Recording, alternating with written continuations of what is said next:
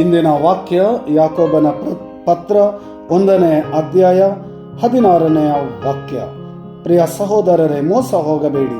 ಎಲ್ಲ ಯೋಗ್ಯ ವರಗಳು ಉತ್ತಮ ಕೊಡುಗೆಗಳು ಬರುವುದು ಮೇಲಿಂದಲೇ, ಜ್ಯೋತಿರ್ಮಂಡಲವನ್ನು ಉಂಟು ಮಾಡಿದ ದೇವನಿಂದಲೇ.